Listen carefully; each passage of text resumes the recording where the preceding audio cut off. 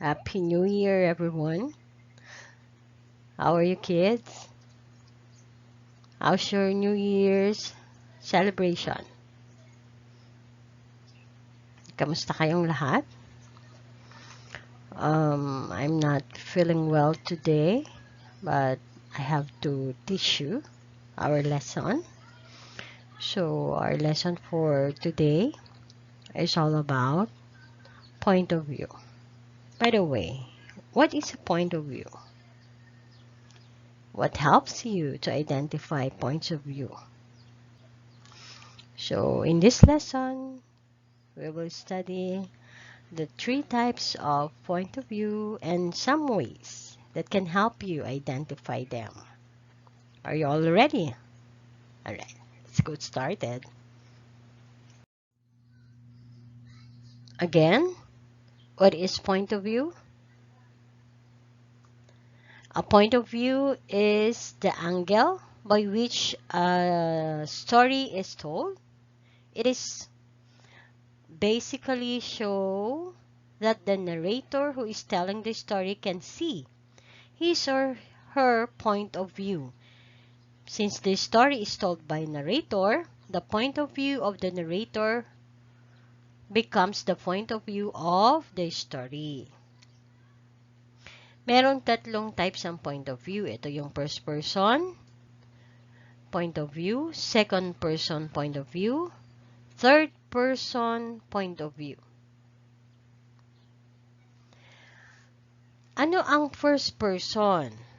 A story using first person of the view is written as if it is being told by the character in the story and uses pronouns such as I, we, and me, and the other personal pronoun in the first person.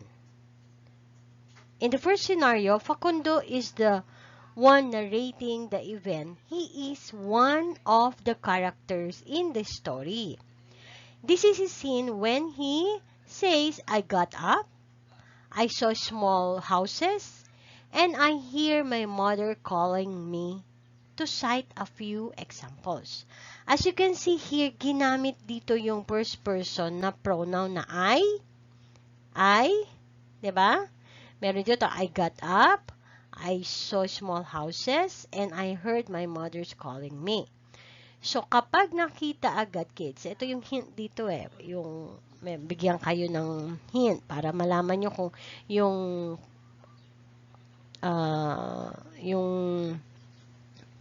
kung anong point of view ba to, kung sa first, second, or third. Pag ginamit yung I, we, and me, teacher, nasa first person point of view yan. Kasi yung nagsabi ng story, isa siya dun sa character. As you can see here, sabi niya dito, I got up, I saw small houses. Ibig sabihin, isa siya dun. Isa siya sa character ng story. Did you get it? Alright, let's move on to second person. A story told from the second person point of view puts the reader in the action by using the pronoun you and your. So, dito naman sa second person point of view, makikita nyo ang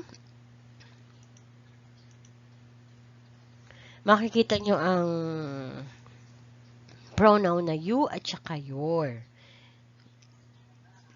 Kasama ito sa second person point of view.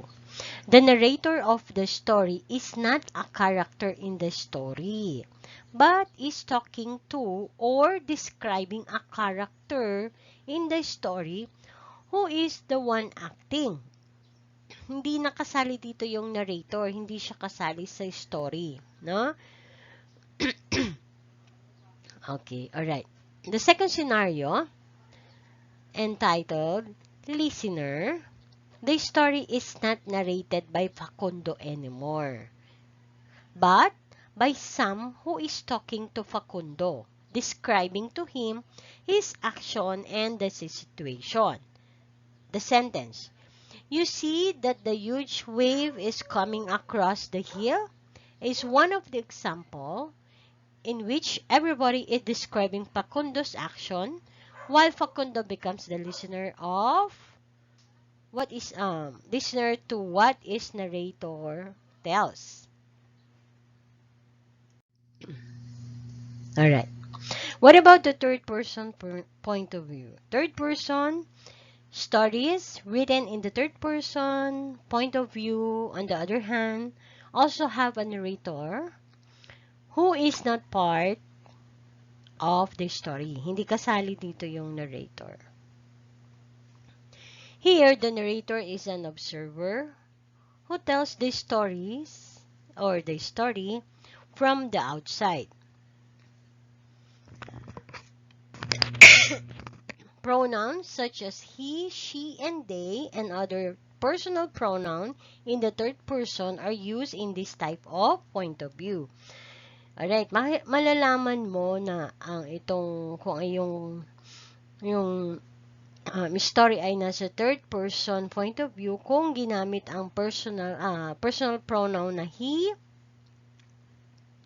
she, at saka they. Ayan yung hint dyan, kids, ha. Pag nakita yung he, she, and they, that is a third person point of view.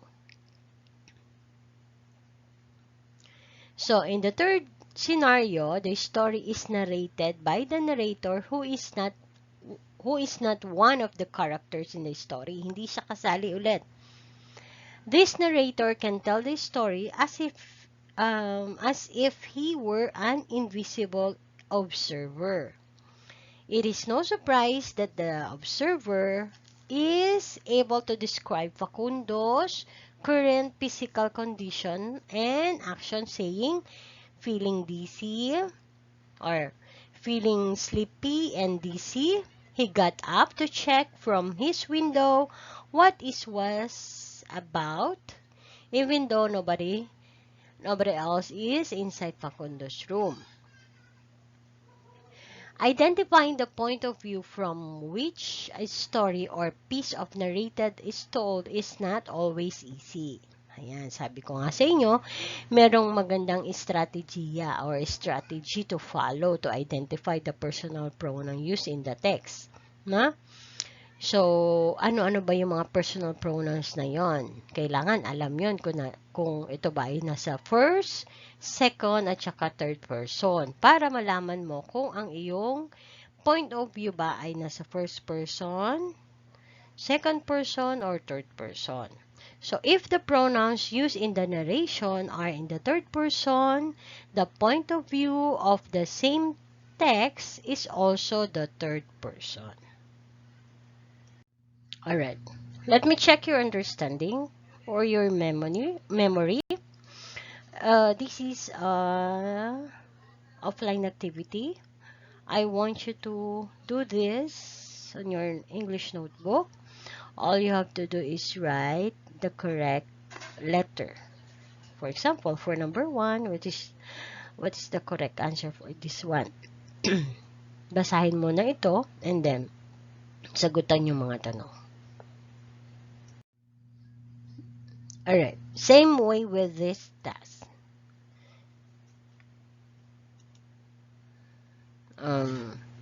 Read this one and then answer 1, 2, 3. Write the correct answer only, the letter.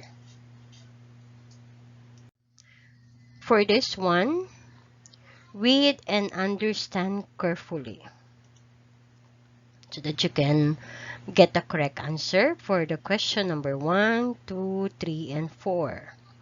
All you have to do is write the correct answer, but before you write down your correct letter, write the title of this activity, observer, on your notebook, and then sulat na yung 1 to 4 para alam ko na yung sagot na yun ay para sa observer. Alright, kids, that's all for now. Thank you very much, and I'll see you next time on Wednesday. I hope magaling na ako so that hindi na ganito yung boses ko. Keep safe, kids.